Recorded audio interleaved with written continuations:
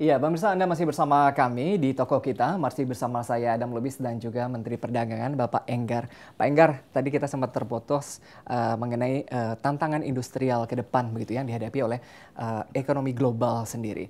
Ini kalau kita lihat Indonesia sempat menghadapi mendapat ya masa kejayaan tadi saya katakan. Banyak produk kalau kita keluar negeri atau bahkan di dalam negeri sendiri made in Indonesia begitu ya. Sementara sekarang tantangan serbuan barang impor begitu besar.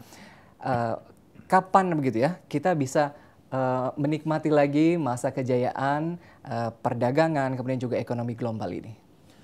Saya ada beberapa ini dulu. Saya bagi beberapa kategori. Yang pertama adalah Indonesia is part of the global supply chain. Saya mau menyatakan walaupun kita tukang jahit, tetapi biarlah kita menjadi tukang jahit itu. Dan yang kedua adalah mari kita beli brand. Yang sudah dilakukan itu, kemudian kita menjadi bagian daripada itu. Karena di dalam marketing, brand itu sesuatu yang luar biasa. Saya ambil contoh lah, saya ambil contoh. Apa sih kelebihannya Starbucks? Saya boleh menyatakan dan diakui, saya ketemu dengan CEO-nya, this is the worst coffee in the world, Starbucks, in terms of taste. Jauh sekali dengan premium coffee kita yang dari Bajawa, dari daerah Manggarai di sana, Flores. That's the best coffee in the world. Nah, tapi kita bicara mengenai branding yang begitu mahal. Brandnya orang beli brand sekarang. Brandnya. Dan dia bilang, I'm not selling coffee, I'm selling brand. Dia jual brandnya. Nah, sekarang ada beberapa yang kita harus akui, dia punya brand yang kuat. Di tingkat medium, kita tahu garment-garment yang mereka ini lakukan. Teman-teman industri tekstil, dia beli itu. Kemudian dari situ dia pasang networknya dan diproduce di sini. Dan diproduce juga di beberapa negara lain. Jadi ini sesuatu yang keniscayaan, tetapi kita harus mengatur strategi seperti itu. Yang dibikin di Indonesia, itu tidak boleh dijual di Indonesia. Sepatu, footwear, ekspor kita tinggi sekali. Garment kita meningkatnya tajam sekali, tetapi yang dibuat di sini di-crossing oleh mereka. Nike, Adidas, dan segala macam, dia jual di sana. Yang ada di Indonesia adalah made in Vietnam, punya yang lain. Itu kebijakan mereka. Made in Bangladesh dan segala macam. Sekarang persoalannya adalah berapa besar market share kita untuk itu di situ. Itu yang pertama. Yang kedua adalah, kemarin Bapak Presiden, saya mendampingi Bapak Presiden, melepas 1,5 juta motor Yamaha. 94% local content. Brandnya Yamaha. Tetapi diproduksi di Indonesia dan ke 48 negara dia ekspor. Targetnya 2020 adalah 20 triliun dia ekspor. Tetapi pakai brandnya Yamaha. Kita membeli atau membuat brand Indonesia sulit, kecuali Toyota, yaitu Kijang. Sebenarnya apa tantangan dan juga kesulitan, Pak? Apakah tadi terkait dengan cost production atau memang quality kita masih di bawah standar begitu beberapa negaranya? Ya, quality kita meningkat. Yang persoalan adalah kualitas dari negara lain meningkatnya lebih tajam. Kita sempat dininabobokan dengan itu. Kita menganggap katakanlah dari Cina, dia kualitasnya selalu rendah. Orang melihat, oh made in China, udah pasti jelek. Tetapi mereka improve-nya luar biasa, sedangkan kita stay. Nah ini yang menjadi persoalan. Yang kedua adalah, dia harus lebih inovatif. Yang ketiga, aglomerasinya itu juga hilir dan hulu tidak usah dalam satu grup misalnya. Itu harus ada. Itu yang Bapak Presiden tekankan. Jadi kita jangan di akhirnya saja. Tetapi local content, bahan bakunya, bahan penolongnya itu juga harus diproduksi. Masukkan industri di sini dengan melibatkan industri-industri lokal. Kalau ini terjadi dengan demikian, maka cost of production-nya berkurang. Pertanian sebagai contoh di agriculture-nya. Kan ada hal yang kenapa dari perjalanan sekian jauh dan segala macam, dia lebih mahal. Harga beras di Indonesia dibandingkan dengan Thailand, dengan Vietnam, dengan India, dengan Pakistan, dia lebih mahal. In terms of quality, mereka lebih bagus.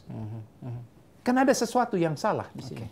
Gitu loh. Nah, ini yang ke depan ini adalah dalam perjalanan misalnya. Tetapi sekali lagi tidak berarti kemudian bahwa kita Udah kita tidak. Kita memberikan prioritas. Hanya kalau kurang, maka kita masukkan. Jadi kebanggaan kita mulai dulu dengan diri kita sekali lagi. Kita konsumsi, kita produksi dengan dalam negeri. Pada waktu saya hentikan tapi tidak berdasarkan peraturan.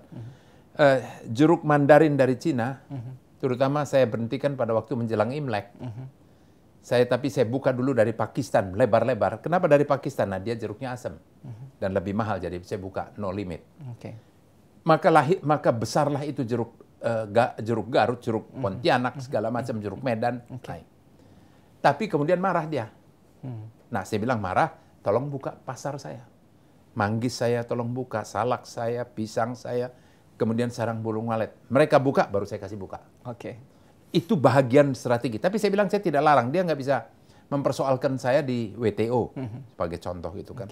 Nah, pada waktu kita menghentikan itu tidak ada alternatif lain. Itu menjadi persoalan. Gitu loh. Itu dari sisi konsumsi. Tapi sekali lagi, percayalah ke depan ini kita menjadi pilihan. Kayak seperti sekarang, tekstil dan TPT-nya di Amerika, pertumbuhan ekspor kita 25%. Saya beli kapasnya dari Amerika tapi. Nah, bagaimana koordinasi, Pak? Ini kan kalau tadi Bapak katakan bahwa Kementerian Perdagangan ini berada di hilir begitu ya. Sementara hulu juga harus disiapkan begitu ya. Komoditi yang dijual ini kan kalau misalnya nggak ada barang yang dijual begitu, ini menjadi PR berat begitu ya bagi Kementerian Perdagangan. Rencana strategi seperti apa ke depan yang sudah disiapkan antar kabinet begitu ya? Secara garis besar, Bapak Presiden Jokowi memimpin orkestrasi ini dengan mendorong, melihat itu dan mengontrol itu sendiri. Bahkan sekarang seluruh industri-industri yang menjadi bahagian integral komponen dari itu didorong, apalagi yang ekspor oriented. Bahkan perintah beliau adalah menteri turun sendiri, ikutin sendiri. Saya juga bilang, dalam bisnis forum, dalam misi dagang dan segala macam, Anda ada soal, kasih tahu kami, kalau perlu kasih tahu saya. Tadi saya dengan ketemu dengan Euro Chamber of Commerce, saya bilang, yuk ada soal apa? Ada kesulitan apa? Di dalam trade dan investmentnya. Walaupun bukan bidang saya, tapi kan lebih memudahkan saya bicara dengan kolega saya. Dengan Menteri Perindustrian, dengan Kepala BKPM ini ada persoalan. Dan kita semua akan saling mendukung dan membantu. Siapapun. Demikian juga ada urusan tradingnya. Menteri Perindustrian. Dia dengan mudah, dengan WA, dengan telepon. Dia langsung bicara. Tidak perlu surat menyurat. Oh ya, langsung kita lakukan. Percepat. Di beberapa negara, begitu Pak ya, ini kita tahu bahwa ada sentral industri pangan ya. Ada kita katakan di beberapa negara ASEAN begitu. Di Indonesia, kapan ini bisa terjadi? Misalnya satu daerah kalau dulu ada misalnya orang taunya dodol Garut begitu ya. Menjadi lumbung atau sentra pangan begitu ya. Kapan tadi sentra komoditi-komoditi ini bisa digalakkan di Indonesia sehingga menjadi potensi pasar yang besar tidak hanya bagi Indonesia konsumernya, tapi bagi masyarakat ASEAN bahkan dunia. Ya. Gini. Ada beberapa hal sekarang untuk salah satu yang dijual di pariwisata oleh Pak Menteri Pariwisata ini bagus juga adalah mengenai kulinernya. Dan ini juga meng-attract mereka untuk datang. Itu sudah dimulai. Demikian juga dengan perkenalan dengan yang keluar. Dari sisi ekspor saya, proses food meningkatnya tajam. Tapi mereka juga didorong untuk investasi di sana. Nggak ada soal, kita dorong.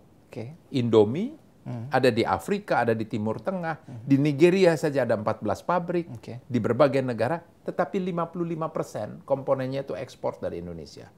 Ya kan? Nah, kemudian jenis-jenis produk yang ada, yang menjadi persoalan adalah bagaimana kita melindungi mereka. Dengan demikian, brandnya itu masih bisa. Saya terus terang, kasus misalnya tadi kebetulan disebut satu kasus dodol Garut. Yang memprihatinkan adalah dia tidak bisa berkompetisi dengan pabrik yang besar karena pembelian bahan bakunya dia lebih mahal dibandingkan yang besar. Nah, ini yang bahagian yang harus kita carikan solusinya. Gitu. kita tidak mau dan tidak bisa dan tidak boleh menghentikan yang besar. Tapi bagaimana yang kecil ini menjadi besar dengan level of playing field-nya yang sama. Oke. Gitu kan. Nah, industri-industri UKM yang semula UKM kemudian berkembang besar, berkembang, dia mulai dulu dengan, saya selalu menyarankan, penetrasi dulu di local market. Oke. Kalau dia dari satu daerah masuk ke secara nasional, ke regional dan nasional, maka akan lebih mudah pada waktu kita ke ekspor. Karena local market sendiri, sky is the limit.